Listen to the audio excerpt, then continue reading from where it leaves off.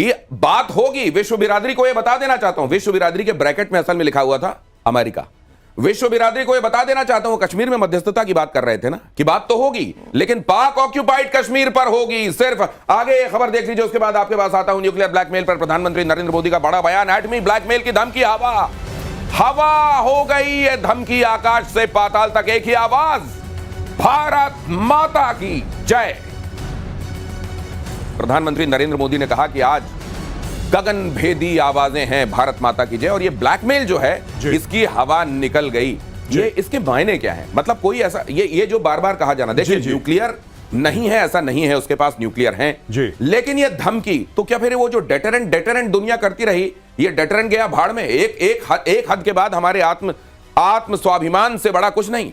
देखिए दिनेश, मैं आपको बताता हूं कि कई बार ऐसा हुआ कि पाकिस्तान ने हमारे ऊपर हमला करा, चाहे कन्वेंशनल करा चाहे आतंकी करा। कन्वेंशनल जैसे कारगिल हो गया, इन्होंने हाइट्स ऑक्यूपाई करी कारगिल में, और भारत ने फिर भी लाइन ऑफ कंट्रोल पार नहीं की, क्योंकि कहीं ना कहीं दिमाग में यह था कि भाई 1998 में इन्होंने एटमी धमाके करे हैं, it's a de facto nuclear state, हमारे ऊपर हमला कर देंगे, एस्केलेशन ऑफ कॉन्फ्लिक्ट हो जाएगा। यही 26/11 में यही हुआ, और हर समय आज तक यही होता चला आया है कि पाकिस्तान एक न्यूक्लियर अम्ब्रेला या न्यूक्लियर ओवरहैंग के तहत उसकी जो मर्जी हो वो करता है। पीके श्रीवास्तव एयर वाइस मार्शल, उनको इंतजार और आपको करना भी नहीं चाहिए सर। आज जिस तरह एयर बेस में जाकर जय जयकार हुई है, आपसे भी बात होगी, अपनी बात पूरी कीजिए जी। तो वहां पे ये सारी की सारी चीजें पाकिस्तान धमकी देता था दुनिया को, लेकिन अब भारत ने बोल दिया है कि इनकी धमकी खोखली है। अच्छा, न्यूक्लियर वेपन की ताकत क्या है? ये नहीं कि वो चलेगा तो शहर बर्बाद हो जाएगा। बात यह है कि nuclear weapons are supposed to prevent war, they are supposed to prevent कि मतलब वो बेसिकली डेटरेंट होते हैं कि भाई मेरे पास मत आना, मेरे पास न्यूक्लियर है। इंडिया ने बोला, जैसा आपने बताया, बिल्कुल ठीक बताया, कि अपनी जेब में रखो बेटा। क्या आपने बताया? जेब में रखो, अपनी जेब में रखो, तो जेब में रखो, कहानी खत्म। यानी कि प्रधानमंत्री मोदी ये कह रहे हैं कि हमें 2 रुपए का फर्क नहीं पड़ता है कि तुम्हारे पास न्यूक्लियर वेपन्स हैं कि नहीं है।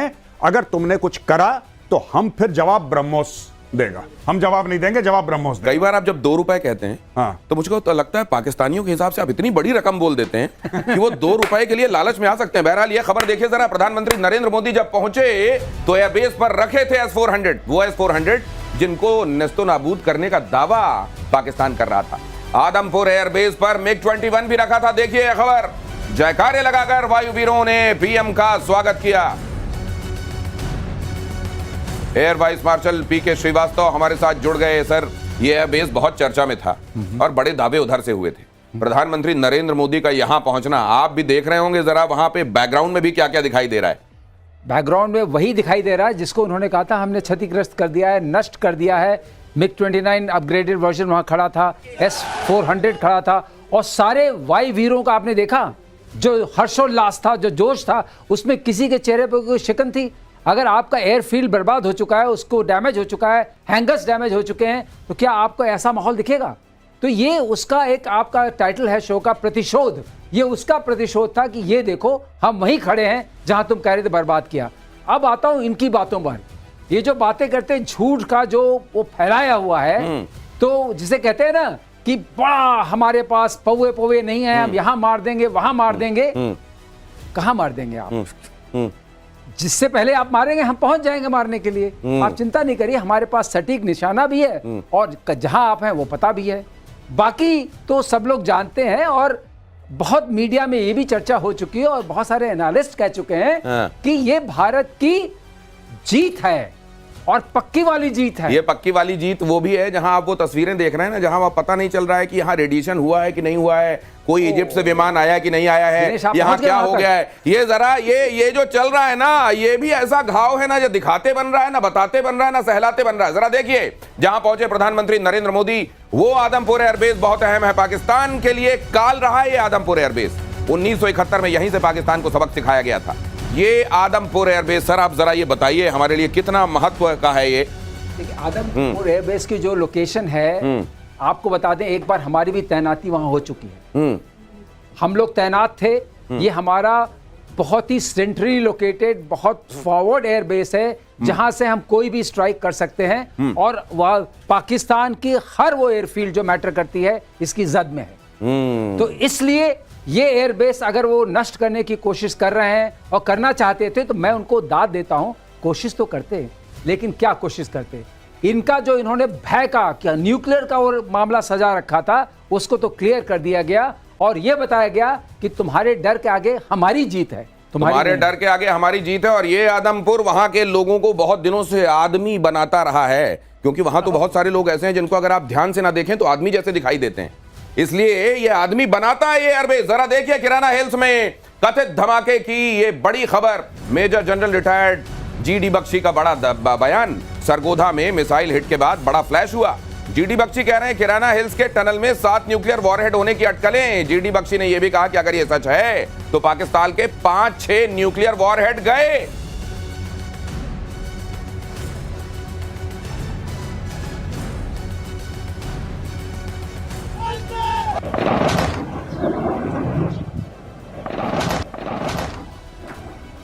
ये वो तस्वीरें हैं जो मैं आपको दिखा रहा हूं, किराना हिल्स की ये वो तस्वीरें हैं। और जनरल बख्शी जो कह रहे हैं वो अगर सच है तो बात तो बहुत आगे निकल गई।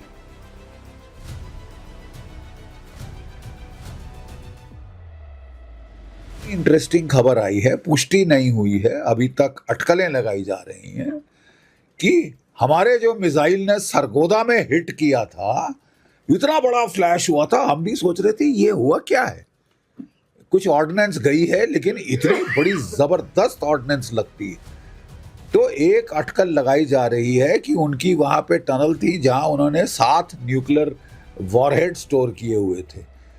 इसका मतलब अगर ये सच है तो इसका मतलब कि पाकिस्तान के जो 7 थे वहां पे उस टनल में, सुन लिया आपने कि वहां जो थे उनका क्या हाल किया।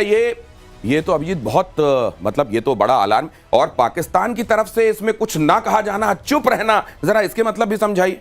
देखिए इसमें क्या है ना, हम दोनों देशों के बीच में एक अग्रीमेंट अभी भी कायम है, वो nuclear non attack on nuclear basis. Okay, यानी कि हम 1 जनवरी को हर साल हम एक दूसरे के जो न्यूक्लियर इंस्टॉलेशंस हैं वो एक दूसरे को जीपीएस कोऑर्डिनेट और नाम बताते हैं, उस पे हमला करना मना है। ओके, अब अगर इस पे हमला हुआ है इसका मतलब है पाकिस्तानियों ने हमको इसके बारे में बोला ही नहीं था। ओ ठीक है ना। अच्छा, तो इसका मतलब ये है, अब देखिए हमने डायरेक्ट बेस पे अटैक नहीं किया है। अगर आप सैटेलाइट इमेजरी देखेंगे बेस है, ये मिसाइल कहां गया है कि देख हमको पता है इधर क्या है ना। इसे कहते हैं सिग्नलिंग स्ट्राइक कि भाई जब वो थोड़े वो ये जो गुंडे होते हैं आके थोड़ा धमकी देते हैं ना, और चुपचाप से पिस्तौल निकाल के आप दिखाते हो और वो चुपचाप भाग जाते हैं, ये उसकी तरह होता है। ओ, तो ये वो जगह है जहां के बारे में तो बताया भी नहीं गया कि यहां असल में एटॉमिक एक्टिविटी कोई चल रही है। अब दुनिया के सामने ये भी आ गया कि ओ इन जगहों पर भी कुछ किया जा रहा है। और मुझे लगता है कि आई ओपनर है उन देशों के लिए जो सोचते हैं कि नहीं पाकिस्तान उनकी स्ट्रैटेजी में बड़ा फिट बैठता है इसलिए उसको पालते रहना चाहिए। जरा देखिए सोशल मीडिया पर चर्चा में पाकिस्तान की किराना हिल्स हैं। किराना हमारे यहाँ दुकानें होती हैं जहां जीवन के उपयोगी सामान दिए जाते हैं, यहां जीवन हरण के सामान बनाए जा रहे थे इस किराना हिल में। किराना हिल को पाकिस्तान का एरिया 55 कहा जाता है। पाकिस्तान की सबसे बड़ी परमाणु स्टोरेज साइट इसको कहा जाता है। सरगोधा एयरबेस से इसकी दूरी 7 से 8 किलोमीटर से ज्यादा नहीं है। सरगोधा एयरबेस में F-16 लड़ाकू विमान का बेस है और सरगोधा को हिंदुस्तान की सेना ने कह के यहां पर स्ट्राइक की है, कह के। तो वहां पर ये साथ में हो जाना, अब ये भी संभव है कि आप खुद ही यहां कोई एक्टिविटी कर रहे हो, कोई एक्सीडेंट हो गया हो, नोबडी नोज, क्योंकि दुनिया को कैसे पता चलेगा कि पाकिस्तान यहां जिस तरीके से शैतानियत के तहत कुछ कर रहा है उसमें खुद ही का हाथ उसने जला लिया हो। यह भी हो सकता है कि यहां जब चल रहे थे इधर से फायर उधर से मिसाइल तो ऐसा कुछ हो गया हो, लेकिन आपने तो एड्रेस ही नहीं दिया था कि यहां हम ऐसा कुछ कर रहे हैं। तो ये ऐसा थप्पड़ है जो अगर लगा भी है तो बताया नहीं जा सकता। मेजर आर्या जी, और इसके बारे में आपने बिल्कुल ठीक बोला कि पाकिस्तानी इसके बारे में डिस्कस नहीं कर रहे। हाँ, किराना के बारे में कोई ज्यादा बातचीत नहीं हो रही, ना हाँ बोल रहे हैं ना बोल रहे हैं। हाँ। या तो सिंपल बोले कि भाई भारत ऐसा गलत बयानी कर रहा है, प्रोपेगेंडा है। हाँ। और ऐसी कोई स्ट्राइक नहीं हुई। हाँ। तो हमें बात समझ में आ जाएगी। हाँ। वैसे भी लेकिन आई डोंट बिलीव DGISPR, क्योंकि उन्होंने तो वीडियो गेम दिखा दिया था। हाँ। भाई वीडियो गेम दिखा देता है। बिल्कुल बिल्कुल बिल्कुल। वो कहता है तुम लोग वीडियो गेम देखो, हमने राफेल गिरा दिए। फिर पाकिस्तानी खुद फैक्ट चेक करके बोलते हैं सर ये तो वीडियो गेम है। वो जो नेवल आपके जो आपकी पूरी जो कहते हैं नेवी तैनात है, पाकिस्तान की नेवी, पता लगा 4-5 साल पुरानी फोटोग्राफ है वो। तो पाकिस्तान में ये सब चलता है। लेकिन ये जो किराना हिल्स और न्यूक्लियर की आप बात कर रहे हैं, इसके बारे में कम से कम एक बात तो तय है, Pakistan does not want to discuss it. अब वहां पे कुक हो गए अंदर, वहां पे मिसाइल मारी हमने, उनके न्यूक्लियर वेपन्स बर्बाद हो गए। आई डोंट नो, मुझे नहीं पता, लेकिन एक बात मुझे पता है कि पाकिस्तान चुप्पी साधे हुआ है, और क्यों ये किसी को नहीं पता कि why they are not talking. Dinesh, एक बात तो मुझे समझ में आती है कि उनका डीजी आईएसपीआर कुछ कहे, लेकिन जो उनके एयर ऑफिसर ब्रीफिंग दे रहे थे और चार्ट बना के पावर पॉइंट प्रेजेंटेशन बता रहे थे कि हमने आदमपुर यहाँ ये हमले किए, जी जी जी, उसमें एक बड़ी अजीब सी बात उन्होंने बताई जो कि फाइटर एयरक्राफ्ट में सूट ही नहीं करती है। क्या? उन्होंने कहा हमारे एयरक्राफ्ट जो हैं वो 1 आवर तक उसमें थे। Any fighter aircraft usual time of airborne being airborne is 22 to 24 minutes with full load. ओ, तो ये 1 घंटा कैसे चल रहे थे? इसका मतलब एयर टू एयर रिफ्यूलिंग भी हुई है। सर इनके जो एयर चीफ हैं उनको थोड़ा मेरे को लगता है कि कुछ बोलने की, कुछ भाषा की भी समस्या, अंग्रेजी में बोलना चाहते हैं और वो ठीक से बता भी नहीं पाते। ये फायर वो फायर है जो कभी सीज नहीं हो सकती, जिसको कभी बुझाया नहीं जा सकता। आतंकवाद के खिलाफ ये लड़ाई लगातार जारी रहेगी। ऑपरेशन सिंदूर स्थगित हुआ है, बंद नहीं हुआ है। प्रधानमंत्री नरेंद्र मोदी जब भारत के सामने आए और जब उस एयरबेस गए जहां पर तबाही का दावा पाकिस्तान कर रहा था, तो दुनिया को वो पर्सपेक्टिव मिल गया जिसको आप कह सकते हैं कि नई परिभाषा आतंकवाद के खिलाफ लड़ाई की प्रधानमंत्री नरेंद्र मोदी ने गढ़ दी और यह बता दिया कि हिंदुस्तान के हौसलों के आगे और दम के आगे पाकिस्तान दूर दूर तक नजर नहीं आता। पहले जरा आज की खबर देख लीजिए और उसके बाद मेजर गौरव आर्य से आज चर्चा करेंगे। आदमपुर से पाकिस्तान को प्रधानमंत्री नरेंद्र मोदी का मैसेज, आतंक के खिलाफ लक्ष्मण रेखा स्पष्ट, टेरर हुआ तो भारत पक्का जवाब देगा। ऑपरेशन सिंदूर भारत का न्यू नॉर्मल, कहा प्रधानमंत्री ने। आतंक के विरुद्ध भारत की लक्ष्मण रेखा अब एकदम स्पष्ट है। अब फिर कोई टेरर अटैक हुआ तो भारत जवाब देगा, पक्का जवाब देगा।